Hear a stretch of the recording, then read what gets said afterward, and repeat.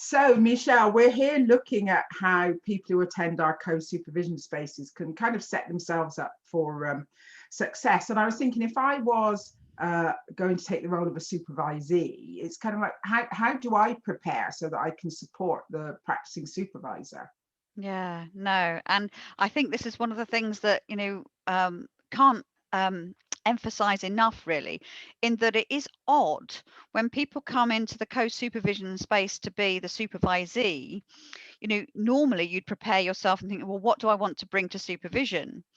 Well, I mean, that's still relevant, but actually, the person who's going to be the supervisee needs to look at the three techniques and think, if the supervisor wants to choose this technique, what could I bring?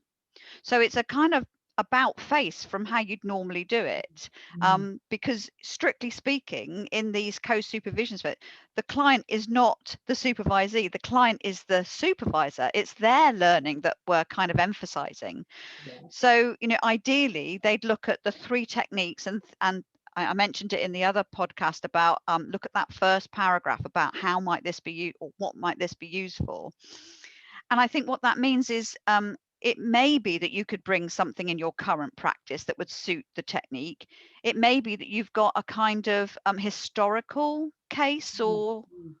question that you might have revisited on another occasion, and you wouldn't, well, you can do that in regular supervision, but it's less likely. You're more likely to bring something fresh. So I'd encourage the practicing supervisee to think about, not just what's in my current portfolio, but looking at those techniques.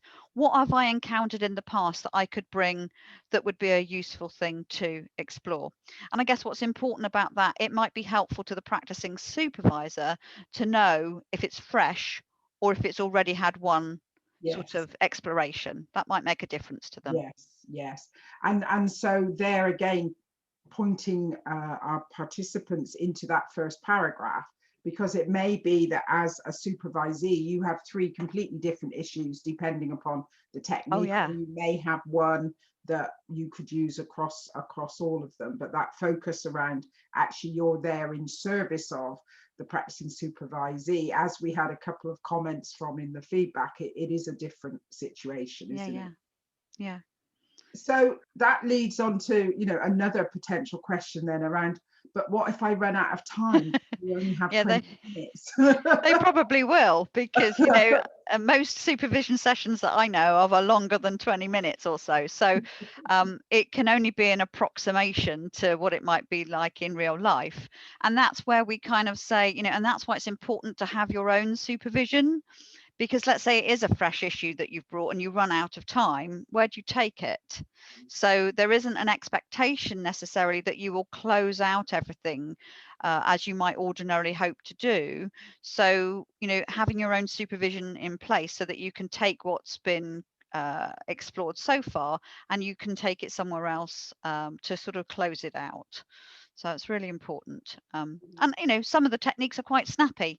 So you might be able to, 20 minutes might be plenty of time.